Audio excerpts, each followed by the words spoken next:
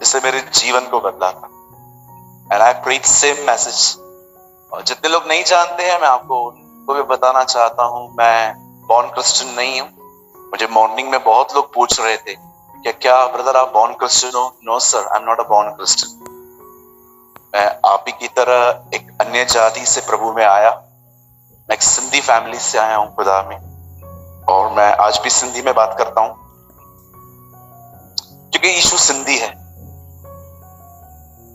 You know यीशु सिंधी है। I can prove it. मैं prove कर सकता हूं। चलो मैं आपको प्रूव कर सकूं, प्रूव करूं। मुझे लगता था यीशु अंग्रेजों का भगवान है, सिर्फ अंग्रेजी समझता है। मुझे ऐसा लगता था कि मैं इनके पास नहीं जाऊंगा क्योंकि पहले मुझे अंग्रेजी सीखनी पड़ेगी। मैं जब भी यीशु को बोलूंगा प्रभु आप बड़े महान हैं, और वो मुझे ऊपर से उत्तर देगा I can't understand, talk to me in English. मुझे लगता था ऐसा होगा। लेकिन एक दिन मेरी मम्मी को कुछ तकलीफ थी बैक में। मैंने उनके लिए सिंधी में प्रार्थना की। ट्रस्ट मी, मेरा उत्तर आ गया। उस दिन मैंने प्रभु को कहा प्रभु मैंने तो अंग्रेजी में बात ही नहीं की। तो प्रभु ने मुझे कहा तुझे पता नहीं है मैं सिंधी हूं? जो एक भाषा समझे वो एक ही जाति का खुदा होता है, जो सारी भाषाओं को समझे वो परमेश्वर होता है।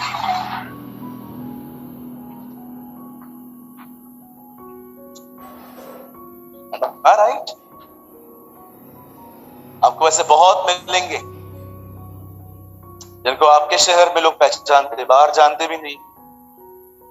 Yes, so many. लेकिन यीशु वो नहीं है। आप उसको जिस भाषा में उसको पुकारना चाहो आप उसे पुकार सकते हो। और आप भारत के किसी भी 29 राज्यों में चले जाओ, आपको हर जगह विश्वासी मिलेंगे। आपको हर जगह विश्वासी मिलेंगे। हर जगह आपको मसीह लोग मिलेंगे। मैं पंजाब जाता हूं, मेरे सामने लोग पंजाबी में दुआ करते। Do you know the song धन्यवाद यीशुला, धन्यवाद यीशुला, हो धन्यवाद यीशुला। डू यू नो, आप मराठी बोल रहे हो? येशूला, हालेलुया, राजांच्या राजाला, प्रभूंच्या प्रभूला, धन्यवाद येशूला, हालेलुया, राजांच्या राजाला, प्रभूंच्या प्रभूला, धन्यवाद येशूला। यसू देव आहे, यसू देव आहे, क्रूसावर जीव देऊन पापांचे सगळे घेऊन मुक्ती दिले आम्हाला। See, I'm speaking.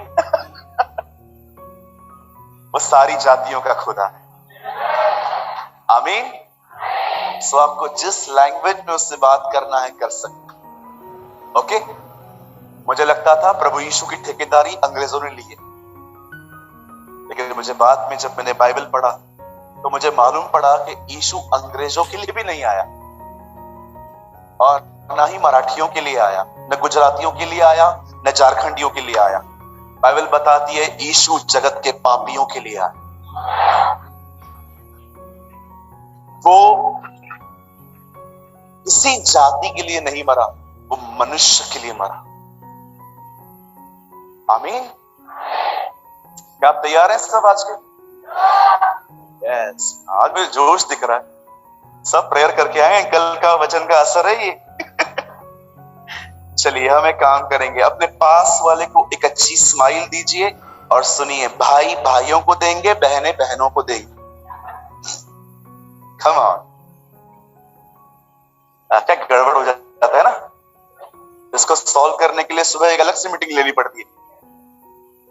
चलिए मेरे साथ याकूब खोलिए। हम खोलेंगे याकूब का 6 अध्याय। Thank you Lord. देख रहा था कितने लोग ढूंढ रहे हैं। 2 अध्याय, जेम्स चैप्टर 2। चलिए, मुझे हंसते हुए चेहरे बहुत अच्छे लगते हैं। आपको अच्छे लगते हैं? अगर आपको नहीं लगते तो आप खुद डिप्रेशन में हैं। ओके, मैं आपके लिए एक पाक कलाम पढ़ रहा हूं और परमेश्वर अपने इस वचन को ब्लेस करे। 2 अध्याय उसका आखिरी वचन। यहां पर याकूब लिखते हैं, अतः जैसे देह आत्मा बिना मरी हुई है, वैसे ही विश्वास भी कर्म बिना मरा हुआ है। मैं 3 गिनूंगा, आप में से हर एक को अपने अपने कलाम में से ये वर्ड पढ़ना है। ओके, 1 2 3।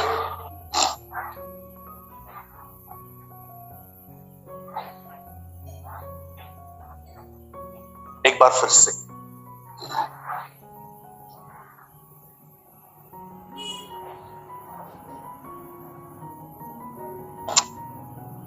आज परमेश्वर का वचन आदर पाए। आमीन। आइए, मैं चाहता हूं आप में से जितने भी लोग इस हॉल में हैं, दाएं बाएं जहां पर भी बैठे हैं, सामने, सब सामने देखिए, सब आगे देखिए। परमेश्वर का वचन कहता है, द बाइबल सेज, एक व्यक्ति के अंदर से अगर उसका आत्मा निकल जाए तो वो आदमी एक डेड, एक मरा हुआ व्यक्ति है। वैसे ही अगर एक विश्वासी के अंदर से कर्म निकल जाए तो बाइबल बताती है वो एक मरा हुआ मसीह। आई डोंट नो आप में से कितने लोग इस चीज को वैल्यू देते हैं, बट इन माई लाइफ, मेरी जिंदगी में इस वचन ने मेरी जिंदगी को बदला है। जैसे देह आत्मा बिना मरी हुई है, वैसे ही विश्वासी अगर वो कर्म न करे तो वो मरा हुआ है। आज मैं आपको कुछ समझाना चाहता हूं इसके ऊपर, और मैं चाहता हूं आने वाला कुछ समय आप बड़े ध्यान पूर्वक आज के वचन को सुने।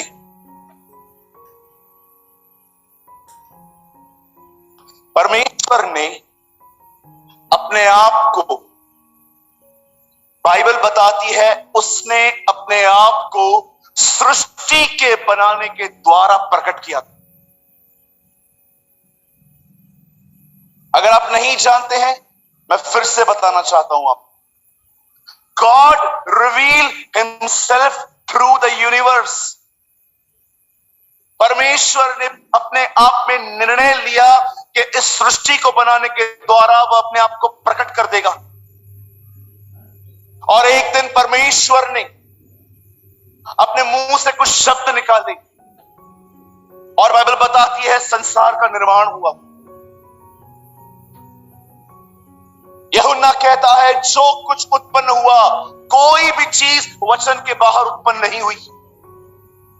हर चीज जो आप देख रहे हो, सूरज, चांद, प्लैनेट्स, गैलेक्सीज, जानवर, पेड़ पौधे, समुंदर, एवरीथिंग, बाइबल बताती है उसने मुंह खोला और सब बन गया।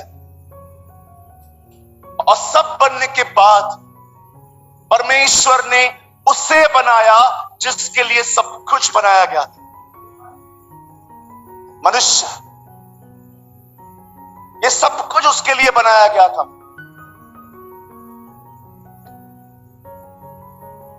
और जब परमेश्वर ने मनुष्य को अपने ही स्वरूप, अपनी ही समानता, मेरी उर्दू बाइबल बताती है, खुदावन ने एक इंसान को अपनी ही सूरत और अपनी ही सीरत में बनाया। God create a man in his image and in his likeness. परमेश्वर ने एक व्यक्ति को अपने ही स्वरूप और अपनी समानता में रचा। आप जानना चाहते हैं परमेश्वर कैसा दिखता है? अपने पास वाले को देखिए, आपको पता चल जाएगा परमेश्वर कैसा दिखता है। हम सब उसकी समानता में हैं, हम सब उसके स्वरूप में हैं।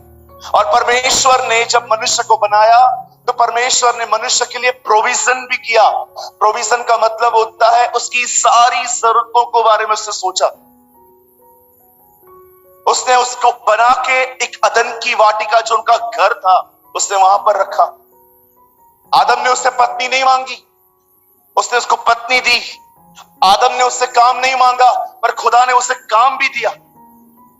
उसे घर दिया गया, उसे काम दिया गया, उसे परिवार दिया गया। रोटी कपड़े का मकान तो उत्पत्ति में ही क्लियर कर दिया गया था, जिसके बारे में आज सारा दिन हम सोचते रहते हैं। आपने देखा, कुछ भी नहीं मांगा उसने, परमेश्वर ने उसे दिया। और जब परमेश्वर ने उसे सब कुछ दिया तब परमेश्वर ने उसे एक आज्ञा दी। कुछ लोगों को लगता है ये तो सुनी हुई कहानियां है। भाई, मैं आप में से हर एक को कहना चाहता हूं, नम्र होके जानने की कोशिश कीजिए कि मैं आपसे क्या बात करना चाहता हूं।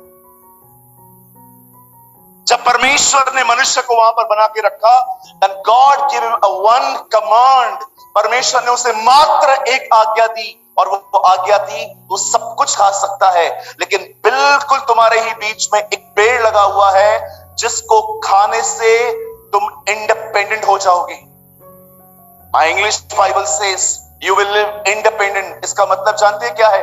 तुम्हें मेरी आवश्यकता नहीं पड़ेगी, तुम्हें भले और बुरे के बारे में सब पता चल जाएगा। परमेश्वर ने मनुष्य को ऐसा कहा, जिस दिन तू ये फल खाएगा उस दिन तुम मुझसे अलग हो जाएगा। मर जाने का मतलब अलग हो जाना। इंग्लिश में लिखा है सेपरेट। अगर आप ये नहीं जानते हैं कि जब हिंदी बाइबल में लिखा गया है कि जिस दिन तू उसको खाएगा तू मर जाएगा, आप अंग्रेजी बाइबल में आराम से पढ़िए, वहां पर डेड लिखा है और कमेंट्रीज में समझाया गया है सेपरेशन। एक इंसान अगर खुदा से अलग होके जिए तो बाइबल बताती है वो अपने आप में मरा हुआ है। और जब परमेश्वर मनुष्य के लिए ऐसा बोलता है कि ये फल मत खाना, तब ये बात शैतान ने भी सुनी थी, और वो सांप के रूप में वहां पर आता है। कुछ लोग सोचते हैं सांप के अंदर शैतान कैसे आ सकता है? जब नए नियम में 2000 सुअरों में दुष्ट आत्मा आ सकती है, तो सांप के अंदर शैतान क्यों नहीं आ सकता?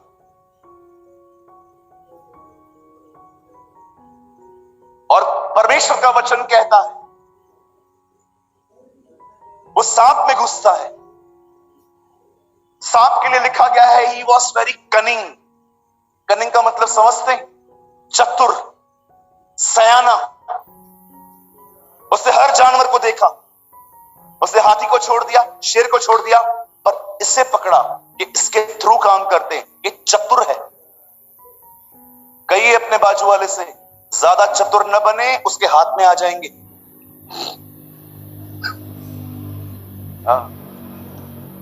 राइट? ज्यादा चतुर न बने, उसके हाथ में आ जाएंगे, इस्तेमाल कर देगा वो आपका। सीधे बने, बोलिए सीधे। दाऊद कहता है सीधों के लिए यहोवा भला है। पतरस एक जादूगर को देख के कहता है तेरा मन खुदा के सामने सीधा नहीं। बोलिए टेढ़ी चाल नहीं चलनी। बहुत लोग टेढ़े हैं आजकल, दिखते सीधे हैं, अंदर से टेढ़े। बड़ी इज्जत करते हैं सामने, आप वहां से जाओ, कुछ अलग ही बातें हैं इनकी। बड़ी तारीफ करते हैं ये आपकी। इससे क्या आता है? इसको क्या आता है? इससे तो मुझे बुला देते हो। ओह, तो तू भी उसके हाथ में आ गया है आजकल। कहिए अपने पास वर्ड से, चतुर न बने, सीधे बने। हाँ, जो मन के सीधे हैं प्रभु उनके लिए भला है। आमीन। यहूदा इस्करियोती आत्मिक नहीं था, चतुर था। आप सोचिए, यीशु कहता है हाथ में रोटी का टुकड़ा लेकर और उसे दाखरस में डुबो के कहता है जिसे मैं ये दूं वही मेरा पकड़वाने वाला है। तो भी कोई सोच नहीं पा रहा था यही है। इतना चतुर था कि उसने हर एक को मूर्ख बना के रखा था। कोई बिलीव नहीं करता था कि यार ये व्यक्ति हो ही नहीं सकता, लास्ट तक वो नहीं पहचान पाते उसको। He was very cunning fellow।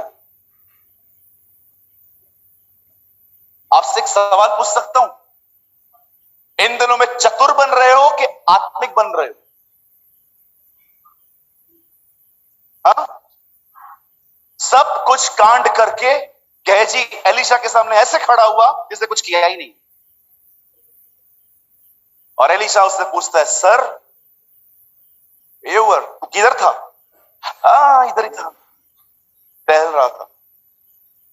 अच्छा क्या क्या लेकर आया तू नामान से? नहीं कुछ भी नहीं, कुछ भी नहीं। मैं बहुत अच्छे से जानता हूं तू क्या क्या लेकर आया। एक चीज तू भूल गया, अब तुझे वो भी मिलेगी। जो कोड़ उसने छोड़ दिया अब वो तुझे मिलेगी। आप जानते हैं चतुराई बड़ी खतरनाक है। यीशु ने कहा सांप के समान चतुर और कबूतर के नाई भोले बनो। आराम से किसी और ट्रांसलेशन में पढ़िए, आपको समझ में आएगा। द बाइबल से बी वाइज, नॉट चतुर, बुद्धिमान बनो।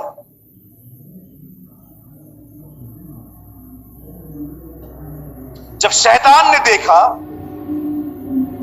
कि परमेश्वर ने इन्हें फल खाने के लिए मना किया है, वहां पर जाके हवा मैडम से बात करता है और उसको बोलता है, मैम, हाँ जी, क्या ये सच है परमेश्वर ने कहा है कुछ भी नहीं खाना है? और हमारी बहन भी इससे सुर में सुर मिलाती जा रही।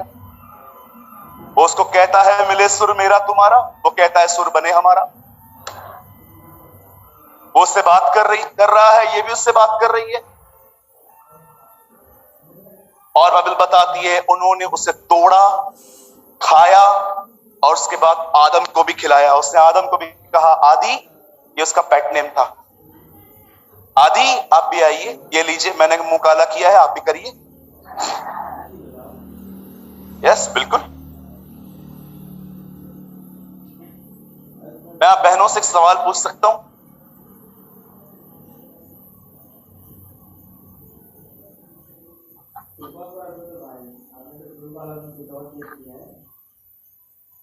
आप अपने पति को क्या सलाह देती रहती है? हाँ?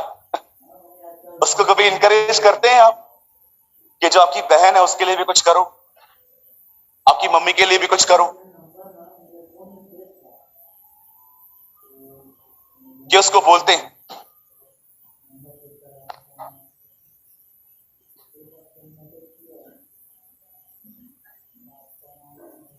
हाँ जी,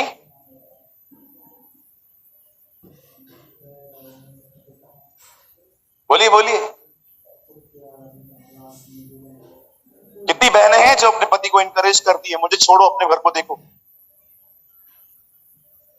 1500 में सिर्फ एक, और कोई नहीं है यहां पर। पति थोड़ा बहन के लिए कुछ करे, अपनी मां के लिए कुछ करे, ओ हमारा मुंह देखो मगरमच्छ की तरह खुल जाता है। ऐसा कैसे कर रहे हो, मेरे बच्चे नहीं है क्या? मैं नहीं दिखती हूं क्या? मां का घर छोड़ के आई हूं, मैं क्या करूं?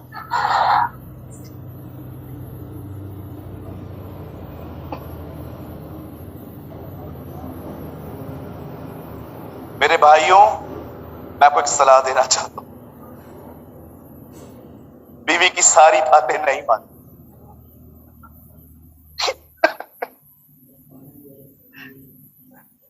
जब हवा उसे फल खिला देती है, उसके बाद आदम भी खा लेते हैं, और उसके बाद लिखा है वे नंगे हो गए, they became nude। और वहां से जब परमेश्वर आते हैं, और परमेश्वर देखिए वो महान सर्वशक्तिमान प्रभु जो था, जो है, जो आने वाला है, वो नीचे आता है और वो आदम से कितना सिली क्वेश्चन पूछता है। वहां पर आके कहता है, आदम तू कहां है? बोलता है मैं छुप गया हूं। क्यों? जो फल खाने के लिए मैंने मना किया था, क्या वो तूने खाया? बहुत सुंदर उत्तर देता है, तूने जो पत्नी दी थी उसने खिलाया। 45% तेरा दोष, 45% इस औरत का दोष, 10% मेरा, है ना? इस तरह अपना पाप मानता है वो। जब परमेश्वर ने देखा कि इसने गुनाह किया है, आप बिलीव कर सकते हैं, परमेश्वर उसके बाद भी नम्रता से वहां पर आके उससे पूछता है, क्या तूने फल खाया था?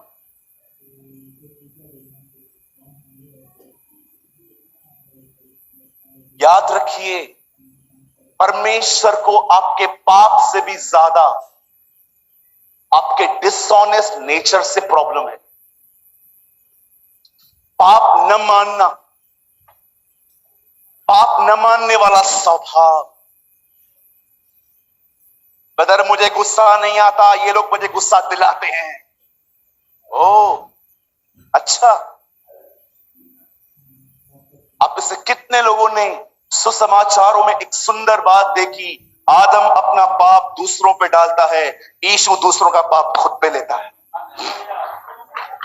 Have you noticed? आप इससे कितने लोग हैं मुझे बताइए, जब आपके बच्चे गलती करते हैं तो उनको डांटने से पहले आप कमरे में जाते हो और परमेश्वर से कहते हो, मुझे बुद्धि दे ताकि मैं अपने बच्चों को ऐसा बना सकूं जो ये गलतियां न करें। Take the blame on yourself. अपना बोझ समय उठाएं, अपना दोष खुद पर लें। बहुत सारे भाई जब व्यभिचार में गिर जाते हैं तो मुझे बहुत बार मैसेजेस आते हैं, प्रार्थना कीजिए कि लड़कियां अच्छे कपड़े पहने। मैं प्रार्थना करूं तू अंधा हो जा।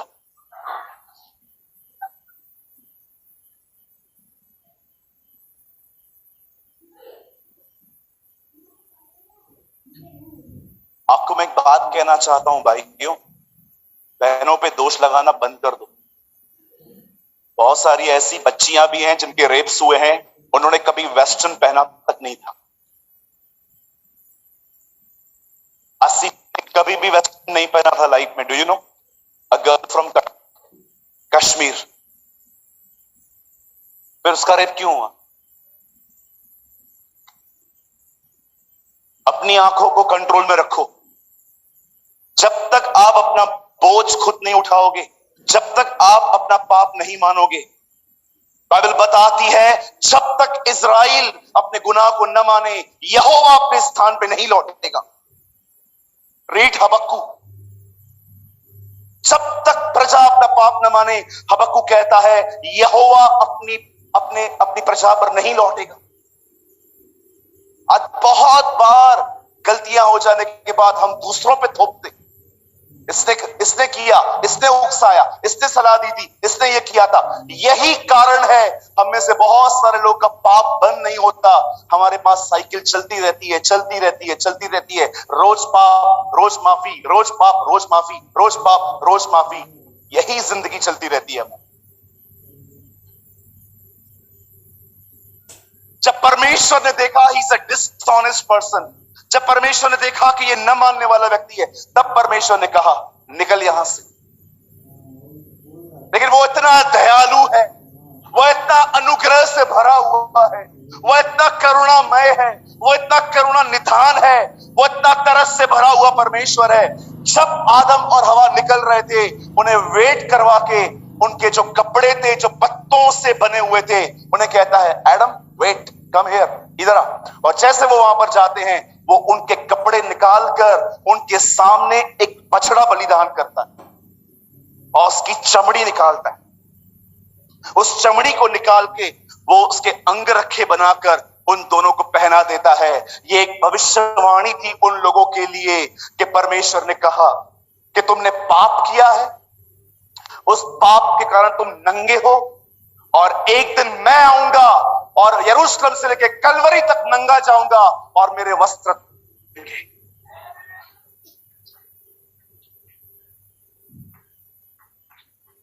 जब परमेश्वर उन्हें वस्त्र पहनाता है, उस चमड़ी के अंगरखे पहनाता है, परमेश्वर ने प्रोफेसी दे रहा था, एक दिन आएगा जब मैं यरूशलेम से लेके पहाड़ तक नंगा जाऊंगा और वो कपड़े तुम्हें मिल जाएंगे। और जब परमेश्वर ने ये भविष्यवाणी की, उसके बाद आप देखिए अलग अलग नबी प्रकट हुए, अलग अलग लोग प्रकट हुए जिन्होंने यीशु के आने की बातें की। यशाया कहता है एक कुंवारी गर्भवती होगी, पुत्र जनेगी, उसका नाम इमैनुअल रखा जाएगा। हेवन की गवर्नमेंट उसके शोल्डर पे रखी जाएगी, प्रभुता उसके कांधों पे सवार होगी। मेरी अंग्रेजी बाइबल में लिखा है परमेश्वर स्वर्ग की सरकार उसके कांधों पे रखेगा। कुछ लोग आके कहते थे यीशु के लिए वो कुंवारी से जन्मेगा। कुछ लोग आते थे कहते थे इजराइल पर एक सूर्य प्रकट होगा, एक धार्मिकता का सूर्य जिसकी किरणों से इजराइल चंगी हो जाएगी।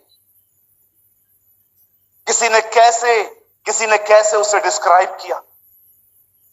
और फाइनली एक दिन ऐसा आया जब बाइबल बताती है एक फरिश्ता वहां से आया और नीचे नासरत में आया, और वो नासरत में आके मरियम नामक एक बहन से मिलता है और वो उससे कहता है मरियम आनंद और जय तेरी हो, तुझ पर परमेश्वर का अनुग्रह आया है, एक पुत्र उत्पन्न होगा, तू उसका नाम यीशु रखना, उसकी सेवकाई होगी।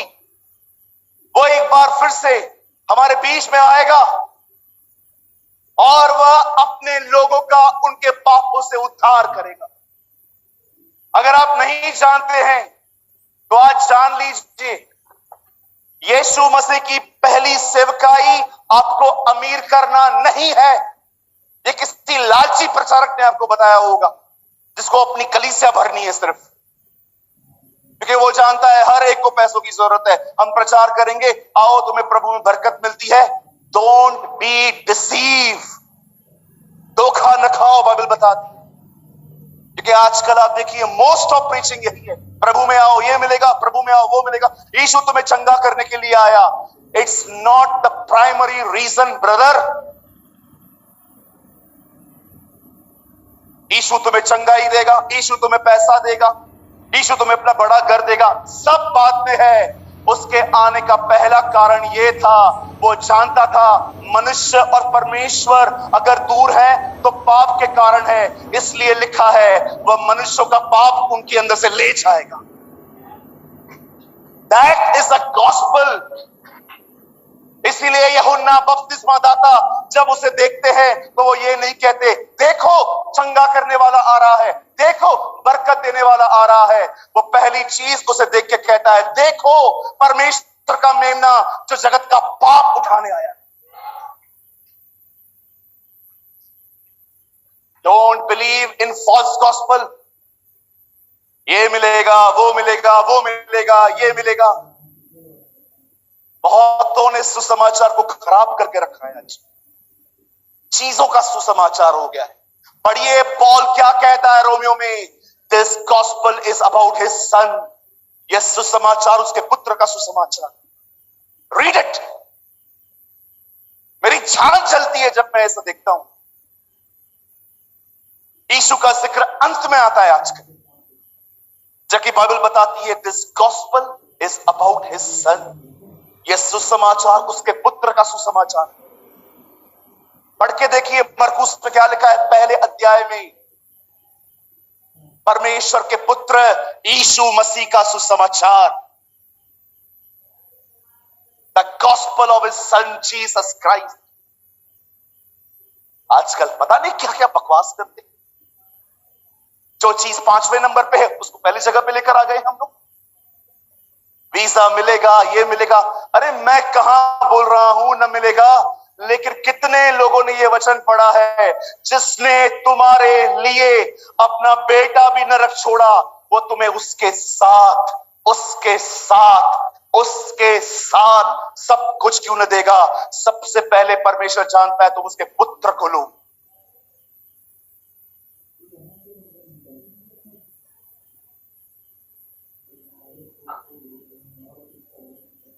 और जब बाइबल बताती है वो मरियम को आके कहता है हे मरियम, भयभीत ना हो, तुझ पर खुदावन का फजल हुआ है। The grace of God is upon you O Mary. तुझे एक बेटा पैदा होगा, उसका नाम यीशु रखना। उसकी एक ही सेवकाई होगी, सब कुछ वो बाद में देगा, पर पहले वो मनुष्य को उसके पापों से छुड़ाएगा। That is his first ministry. और बाइबल बताती है जैसे मरियम ने ये सारी चीजें सुनी, वो अंत में कहती है मुझे तेरे वचन के अनुसार हो। And the Bible says she became pregnant. वो गर्भवती होती है, और गर्भवती होने के बाद वो एक बेटे को जन्म देती है, हमारे उद्धारकर्ता। वो हमारे प्रभु को जन्म देती है।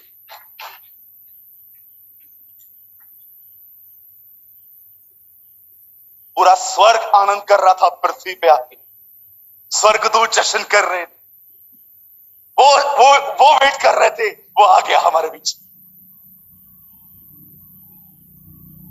और उसके बाद कलाम पाक कहता है यीशु मसीह बड़ा हुआ। वो परमेश्वर और मनुष्यों के अनुग्रह में ढील डोल में बड़ा हुआ, वो बुद्धि में बड़ा हुआ। हो सकता है आप में से हर व्यक्ति का कद बहुत बड़ा है, शरीर चौड़ा है, बुद्धि इतनी है, पर बाइबल बताती है जैसे जैसे वो अपनी ढील ढोल में बढ़ा, वो बुद्धि और समझ और परमेश्वर के अनुग्रह में बढ़ता गया। वो मात्र ढील ढोल में नहीं बढ़ा, वो बुद्धि में भी बढ़ता गया। और एक दिन जब वो 30 साल का था, परमेश्वर ने उसको कहा क्लोज योर कारपेंटरी शॉप, अपनी बढ़ई की दुकान बंद कर, और उससे अपनी दुकान बंद की, दरियाए यर्दन पे चला जा। और वो यर्दन नदी पे आया, और यर्दन नदी पे एक व्यक्ति प्रचार कर रहा था अपने पापों से पश्चाताप करो और विश्वास करो, परमेश्वर तुम्हारे अपराधों को क्षमा करेंगे। तब बाइबल बताती है वो पहली बार यर्दन नदी पे आया, उसने बपतिस्मा लिया, और बपतिस्मा के बाद जैसे वो ऊपर आया, कब बपतिस्मा लिया उसने? जब वो बच्चा था। हाँ, बच्चा था तो ये बड़ा था। आप में से बहुतों का बपतिस्मा बच्चों में हुआ है। कौन सी बाइबल है आपके पास? हाँ, कौन सी बाइबल है आपके पास? किसने वचन बताया आपको कि बच्चों का बपतिस्मा ले लो? किसने कहा ऐश वेडनेसडे के बारे में? कहां लिखा है? अरे बताओ ना, मैं भी फॉलो करूंगा ना आपके साथ।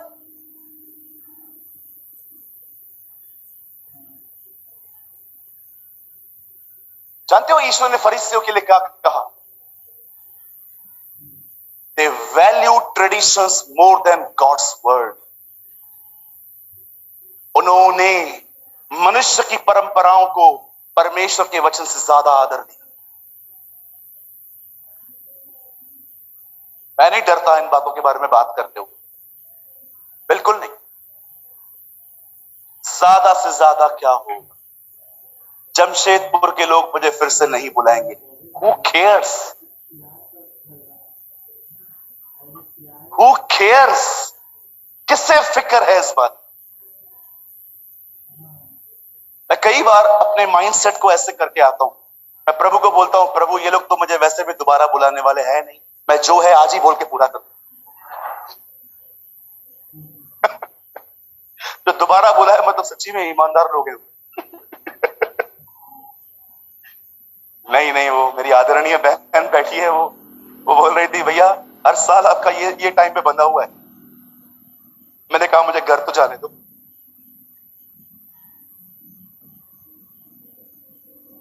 और कलाम पाक कहता है वो बड़ा हुआ, उससे बपतिस्मा लिया,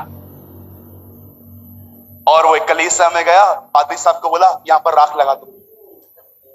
बोला उसने ऐसा कुछ? हाँ जी, थैंक यू। किसने नहीं बोला? कोई भी तो सहमत है मुझसे। तू बॉम्बे चल मेरे साथ भाई। और उसके बाद उसने अपनी सेवकाई शुरू की। He start his public ministry और जब उसने मिनिस्ट्री स्टार्ट की अपनी, आप में से कितने लोगों ने उस अद्भुत सेवकाई को देखा? जो वो कहता था वो होता था। ये उसका प्रभुत्व था। वो पहाड़ों से बात करता था, वो पेड़ों से बात करता था, वो तूफानों से बात करता था, वो मुर्दों से बात करता था, और हर व्यक्ति उसकी सुनता था।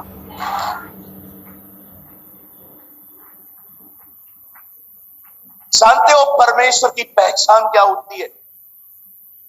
परमेश्वर की यही पहचान होती है मुख्य, कि जो वो कहे वो होता है। इसीलिए उसने कहा, आसमान और जमीन का टल जाना आसान है, पर मेरे मुंह से निकली गई कोई बात नहीं टलेगी। That is his nature. ये उसका प्रभुत्व है। और आखिर एक दिन ऐसा हुआ, यही यीशु एक दिन वही बात जो आदम को कही गई थी, उस बात को लेकर वो हमारे लिए क्रूस पे बलिदान हुआ। उसे कीले मारे गए, उसे कोड़े मारे गए, उसके सर पे कांटों का ताज रखा गया, उसके पैरों पे पैर पे कीले डाल दिए गए, उसे नंगा वहां पर ले गए। He was only in an underwear। वो मात्र एक अंडरवेयर में था। वो उसको मारते मारते मारते वो उसे ले गए, और अंत में जब वो वहां पर लटक रहा था, उसने कहा, ऐ बाप, इन्हें माफ कर, इन्हें क्षमा कर, क्योंकि ये नहीं जानते हैं ये क्या कर रहे हैं। जब मैं इस वचन को पढ़ता हूं, मैं खुदा, कैसे हो सकता है कोई किसी को मारे और उसको पता तक न चले? यीशु ये कह रहा था, वे मुझे मार रहे हैं पर उन्हें ये नहीं पता वो किससे मार रहे हैं। They don't know Lord, वो किससे मार रहे हैं? उस सृष्टि के मालिक को मार रहे थे, और वो भी मर रहा था। और उसके बाद जब उसने अपनी जिंदगी वहां पर दी, उससे उसके बाद नीचे उतारा गया। उन दिनों में धनवानों के बीच में एक बात प्रसिद्ध थी, वे मरने से पहले अपनी कब्र खुद खरीदते थे। इब्राहिम ने अपनी कब्र खुद खरीदी थी, और एक व्यक्ति ने अपनी कब्र यीशु को गिफ्ट में दी थी, नॉट दान में। और यीशु एक बगीचे के बिल्कुल पास में रखे गए। और 3 दिन के बाद कुछ लोगों को लगा कि हम वहां जाएं, उसके बदन में से दुर्गंध आती होगी, उसके बदन को सुगंधित वस्तुओं से मालिश करें। और जैसे वो बहनें उस कब्र पे गई, और जैसे वो वहां पर गई, कब्र से ऑलरेडी पत्थर लुढ़का हुआ था, और स्वर्गदूत ने उन बहनों को कहा, तुम एक जीवित को मुर्दों में क्यों ढूंढ रही हो? जाओ और सबको बताओ वो जी उठा है। Come on, give a good clap for the Lord, for the risen Lord.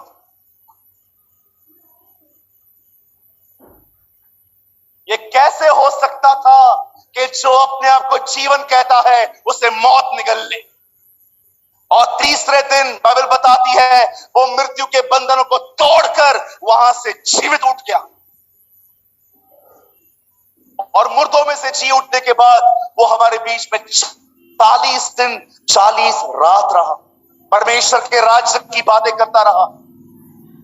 और उसके बाद एक दिन ऐसा हुआ, जब अपने चेलों के साथ एकत्रित था, तब आहिस्ते आहिस्ते अचानक उसके बदन ने लॉ ऑफ ग्रेविटी को हराना स्टार्ट किया।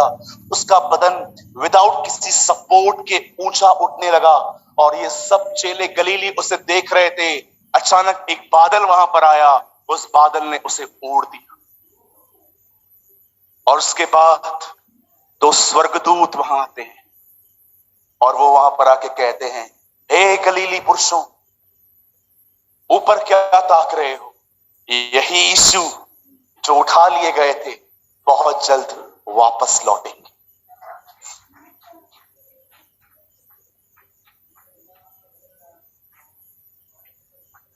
अब मैं आपसे कुछ पूछना चाहता हूं। हम सभी जानते हैं कि वो आ रहा है। क्या आप तैयार हैं?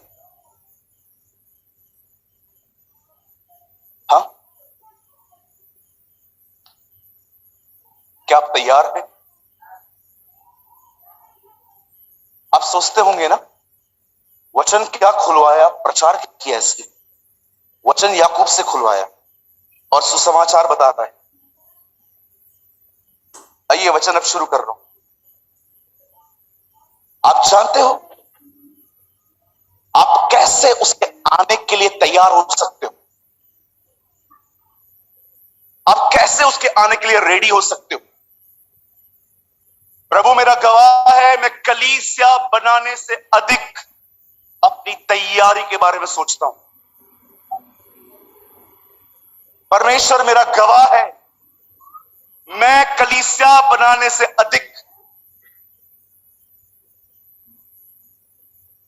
मैं अपनी तैयारी के बारे में ध्यान देता हूं, क्योंकि मैं बहुत अच्छे से जानता हूं अगर रह गया तो मुझे क्या फेस करना पड़ेगा। याकूब कहता है, अगर एक व्यक्ति विश्वास करता है पर कर्म नहीं करता तो वो मरा हुआ है। बड़े ध्यान से सुनिए, यहां देखिए सब। आज से बहुत साल पहले परमेश्वर इब्राहिम को कहता है, अपना घर छोड़ और उस जगह पे चला जा जो जो जो मैं तुझे दिखाऊंगा। और बाइबल बताती है इब्राहिम को पता भी नहीं था तो भी वो निकल पड़ा। परमेश्वर उसे नहीं बताता कि उसको कहां जाना है। परमेश्वर उसे एक चीज कहता है, अपना घर छोड़ और निकल। इब्राहिम ने विश्वास किया ये परमेश्वर है, और जानते हो उसने अपना विश्वास कैसे प्रकट किया? कार्यों में, चलते हुए। बाइबल बताती है, तुम जानते हो विश्वास कार्यों में प्रकट हुआ। राहाब वेश्या को जब यहोशू के द्वारा भेजे गए लोग उसे कहते हैं हम इस नगर को ले लेंगे, वो कहती है मुझे पता है तुम इस नगर को ले लोगे, पर क्या तुम मुझ पर कृपा करोगे? जब तुम वापस इस नगर में आओगे मैं तुम्हें पनाह देती हूं अपने घर के अंदर, लेकिन क्या तुम मुझसे वाचा बांधोगे? जब तुम आओगे तुम मेरे परिवार को कुछ नहीं करोगे। उसने अपने विश्वास को कार्यों में दिखाया। यीशु के समय में एक व्यक्ति को लकवा लग चुका था। 4 लोग उसे उठा के लेकर आए। जब उन्होंने देखा कि घर में घुसने की जगह नहीं है, उन्होंने उसको ऊपर खपरे से नीचे उतारा। उन चारों के सामने जब यीशु मसीह वो चारों सामने आए, तब यीशु उन चारों का विश्वास देखकर उस लंगड़े, उस पैरालिटिक व्यक्ति को कहता है, हे मेरे पुत्र, तेरे पाप क्षमा हुए, उठ। जानते हो क्यों? क्योंकि विश्वास कार्यों में प्रकट हुआ।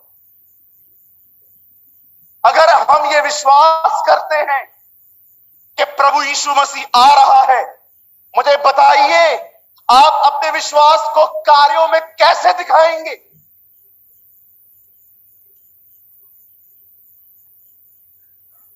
मुझे इस लाइन को समझाने के लिए आपको पूरा बैकग्राउंड समझाना पड़ा कि कैसे हम पाप में गिरे, कैसे प्रभु यीशु मसीह हमारे लिए आए और कैसे वो दोबारा लौटने वाले हैं।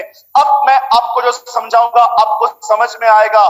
पर परमेश्वर का वचन कहता है, खुदा ने दुनिया बनाई, व्यक्ति बनाया, वो व्यक्ति पाप में गिरा, तब प्रभु ने उसके निवारण के लिए अपने पुत्र को भेजा। उसका पुत्र आया, वो उसके पापों के लिए मरा, अब वो दोबारा इस पृथ्वी पर आने वाला है अपने लोगों को लेने के लिए। अब सवाल ये है, कितने लोग उसके लिए तैयार हैं?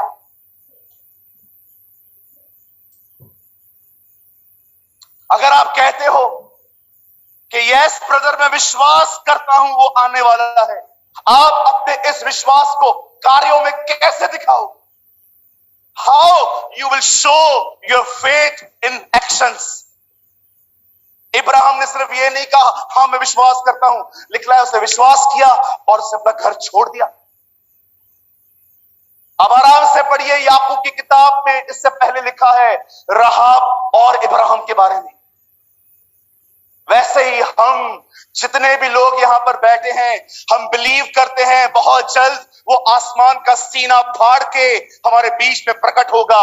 मैं आपसे पूछना चाहता हूं, क्या आप ये विश्वास करते हैं कि यीशु आने वाला है? तो आप अपने विश्वास को कार्यों में कैसे दिखाओगे उसे?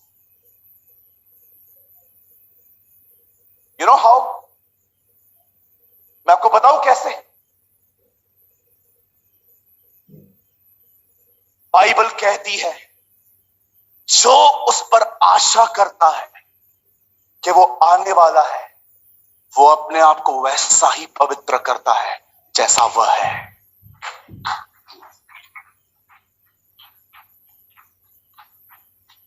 अगर आप ये विश्वास करते हो ना कि प्रभु आ रहा है, जानते हो ये विश्वास आप कैसे प्रकट करोगे?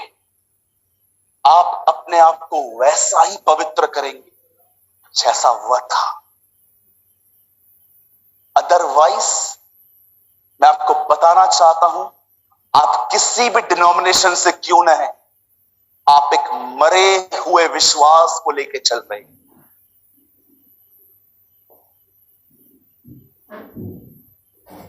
बाइबल बताती है विश्वास बगैर कर्मों के मरा हुआ। सिर्फ ये विश्वास करना वो आ रहा है संपूर्णता नहीं है। शैतान भी विश्वास करता है, थर थर आता है, याकूब पे लिखा है, पर क्या वो तैयारी कर रहा है? क्या उसने तौबा की है? क्या उसने पश्चाताप किया है? नहीं किया है। इसीलिए बाइबल उसके विश्वास को एक दुष्ट आत्माओं का विश्वास कहती है। जो कोई उस पे आशा करता है कि वो आने वाला है, वो अपने आप को वैसा ही पवित्र करता है जैसा वह है। अगर मैं ये विश्वास करता हूं कि वो मुझे लेने आने वाला है, मैं शराब नहीं पी सकता। अगर मैं ये विश्वास करता हूं कि वो मुझे लेने के लिए आ रहा है, मैं गर्लफ्रेंड नहीं रख सकता।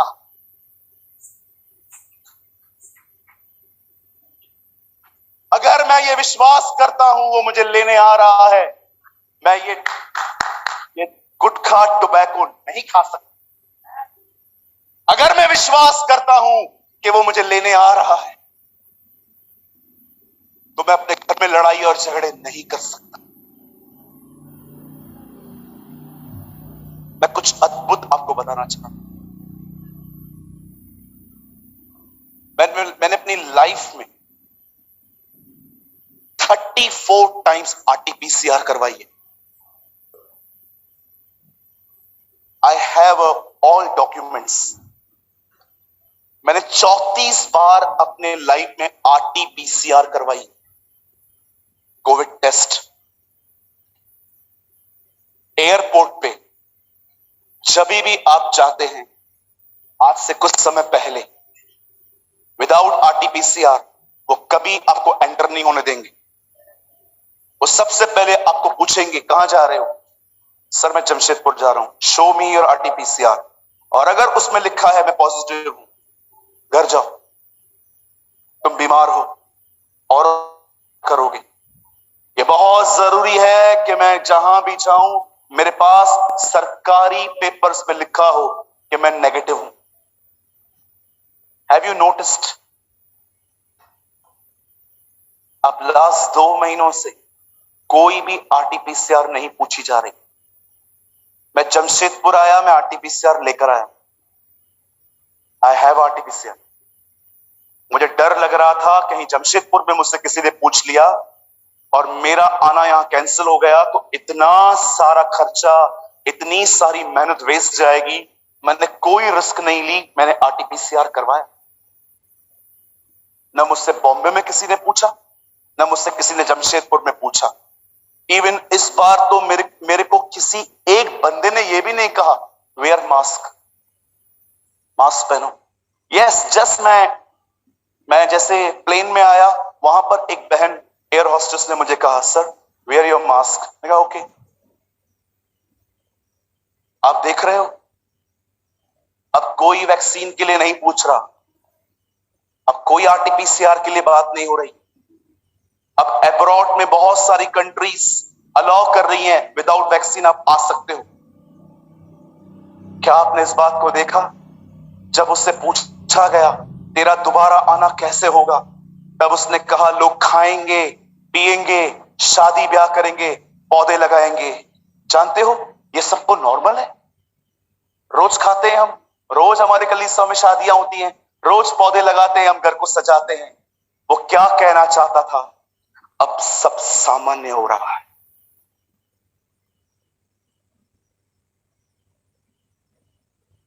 आप देख रहे हैं, अब सब सामान्य हो रहा है। बहुत जल्द आप उसे बादलों पे देखोगे।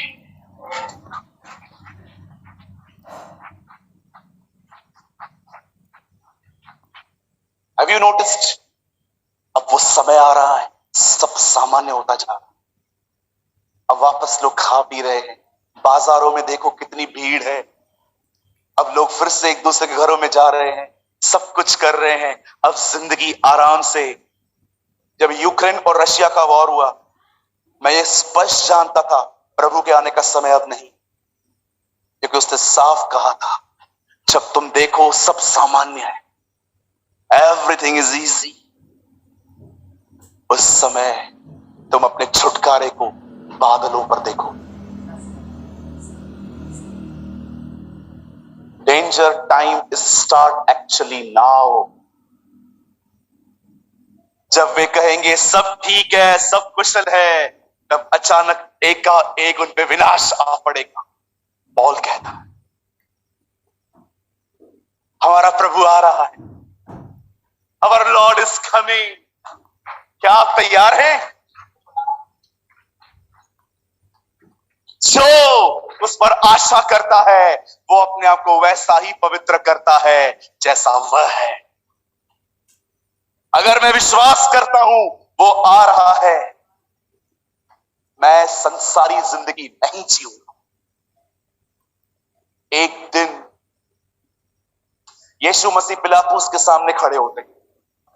आप जानते हो ना, आप में से बहुत सारे जो लोग हैं, जब वो कोर्ट केस में अटकते हैं तो आपको लगता है ब्रदर बहुत जिंदगी कठिन हो गई है, सारा दिन कोर्ट टू कोर्ट घूमना पड़ता है। मैं आपको बताना चाहता हूं, हमारे प्रभु को भी ये अनुभव था। हेरोदिस पिलातुस हेरोदिस के पास जा रहा था, कोर्ट टू कोर्ट वो घूम रहा था। और जब वो पिलातुस के सामने खड़ा होता है, पिलातुस उसे कहता है, तुझे पता है तुझे छोड़ने और पकड़ने का हक मुझे है। तब यीशु कहता है, सर अगर ये हक आपको ऊपर से न मिलता, आपके पास कभी ना होता। तू अपने बारे में क्या कहना चाहता है? पिलातुस उसे कहता है। तब यीशु क्या कहता है?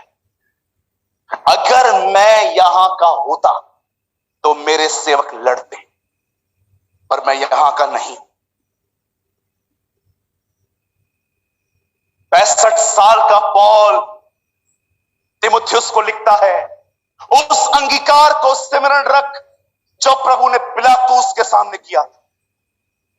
वो उसे बताता है, तुझे पता है जब हमारा प्रभु उस कोर्ट में उस जज के सामने खड़ा था, do you know Timothy his attitude? अगर मैं यहां का होता तो मेरे सेवक लड़ते, पर मैं यहां का नहीं हूं, इसीलिए मेरे बचाव में कोई नहीं आएगा। आप जानते हो कौन से लोग लड़ते हैं? जो यहां के हैं। जो वहां के हैं ना, वे कभी नहीं लड़ते,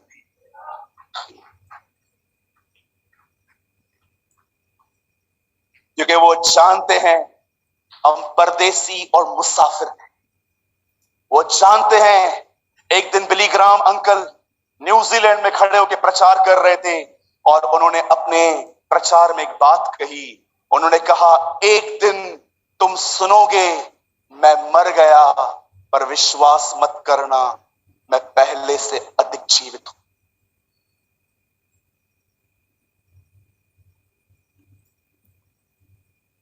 He was a great man of God. वो कहता है, एक दिन तुम सुनोगे मैं मर गया, पर विश्वास मत करना, मैं पहले से अधिक जिंदा हूं। कौन सा घर है आपका? वो क्या आप उसके लिए तैयारी कर रहे हैं? मैं संदेश को बंद करने से पहले एक लास्ट लाइन कहना चाहता, जो उस पर आशा करता है वो अपने आप को वैसा ही पवित्र करता है जैसा वह है।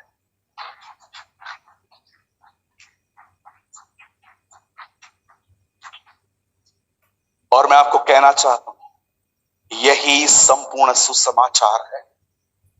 This is a whole gospel. अगर इससे लेस सुनो तो वो अधूरा है। मेरे भाइयों, मेरी बहनों, जाने से पहले इस लाइन को सुनिए। दूसरों का जीवन जांचना बंद कर दो। दूसरों का जीवन जांचना बंद कर दो। दूसरों के लिए, उनके व्यक्तिगत जीवन के लिए, उनके परिवारों के लिए बकवास करना अब बंद कर दो।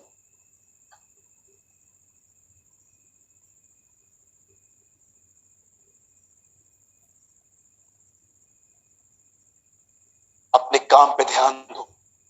देखो आप कहां हो।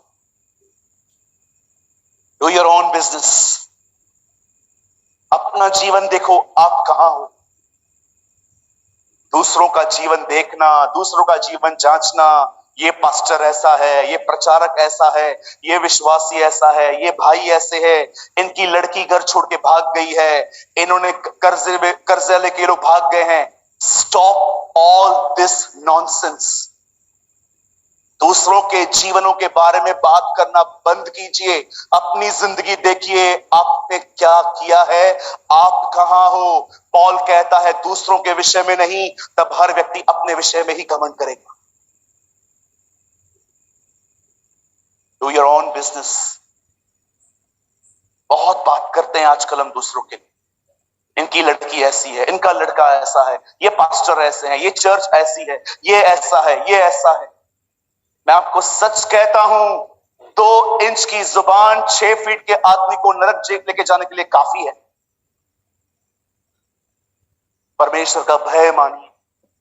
Fear God.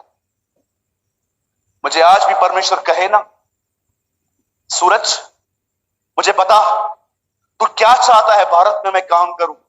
मैं जानते हो प्रभु से क्या कहूंगा, प्रभु एक ही काम, हमें तेरा भय दे दे और कुछ नहीं चाहिए हमें। कभी आपने सोचा उजा ने वाचा के संदूक को छुआ, उजा मर गया, पर नबूकदनेस्सर खुदा के मंदिर में जाके उन सारी पवित्र चीजों को ले गया, उसे कुछ नहीं हुआ।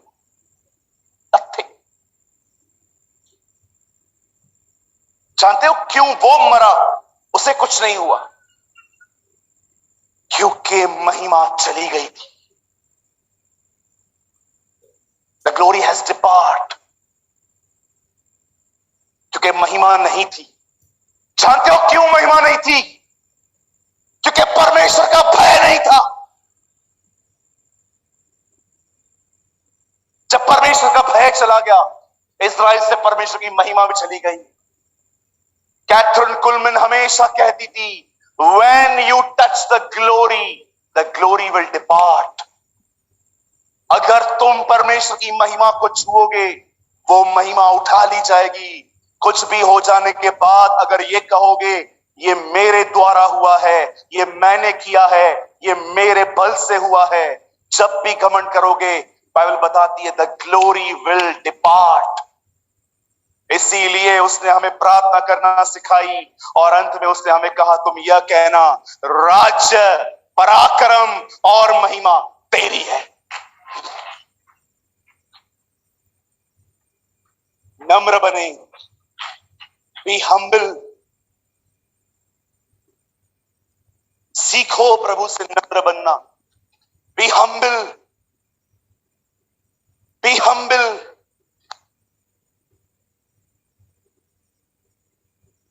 दो 2015 में मैं पहली बार प्रभु से आमने सामने मिला था। उसकी एक मुस्कुराहट आज 7 साल हुए हैं, मैं कभी नहीं भूला। और जब मैं प्रभु से पहली बार मिला, उसने मुझे एक बात कही, सूरज, फियर गॉड। परमेश्वर का भय मान। वहां से मेरा जीवन बदला। जो कोई उस पर आशा करता है वो अपने आप को वैसा ही पवित्र करता है जैसा वह है।